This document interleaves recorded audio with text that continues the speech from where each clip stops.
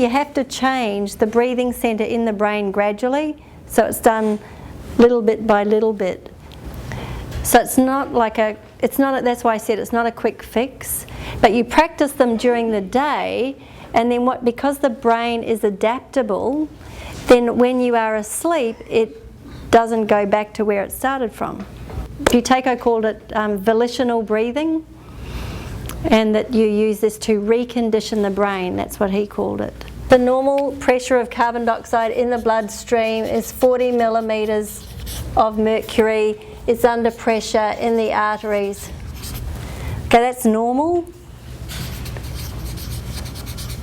And that's when you breathe 4 to 6 litres of air per minute. So I was talking about before. So the breathing is just comfortable, fine.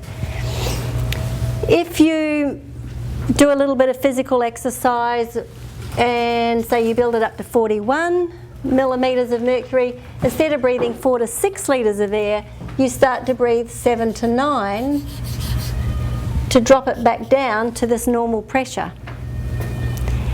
And then maybe you sneeze 3 times.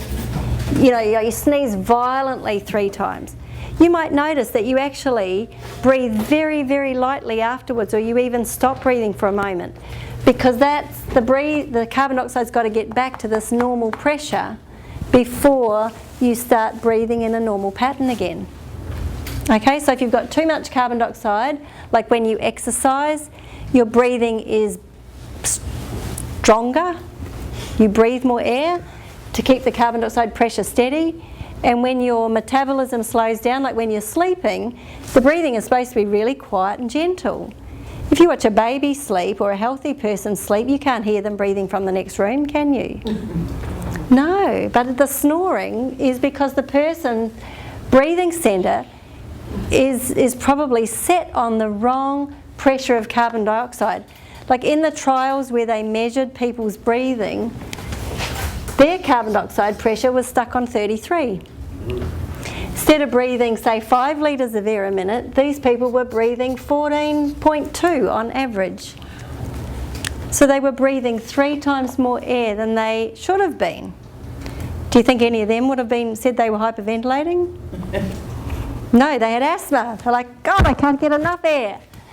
But within 6 weeks of doing the course, their carbon dioxide pressure had gone up to 36.4, and their breathing had dropped to 9 litres.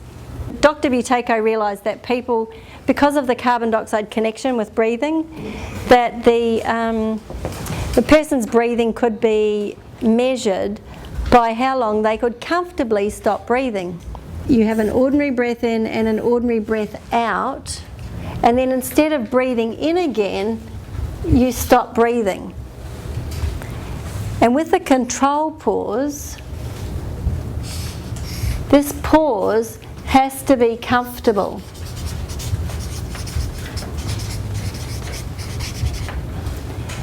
And so the breath, when you breathe in again at the end, has to be quiet and gentle and no effort, just like this one.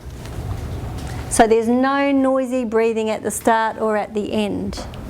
I don't have a stopwatch, but I will count. All right, so to get you all to breathe together, I'm just going to say breathe in, or little breath in, little breath out, okay? And then I'm going to say hold your nose.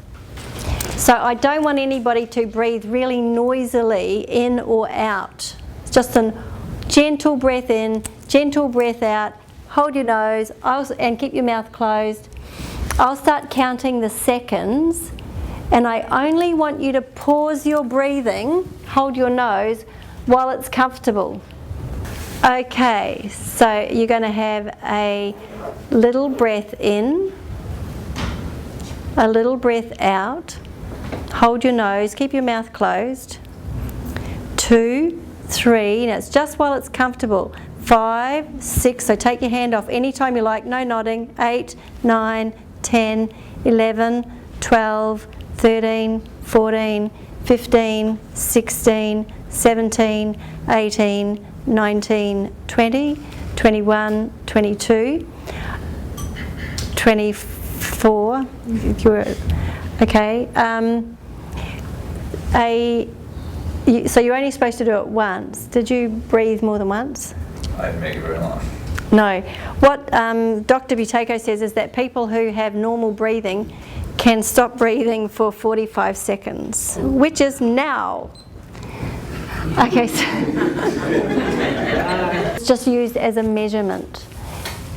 The way that you get better numbers is by changing your breathing pattern, which is what I said, we can't do that in one session, unfortunately. If anybody would like to learn the Buteyko method, I can absolutely recommend it. Not only because I teach it, but because of the changes that you see in people. It really works.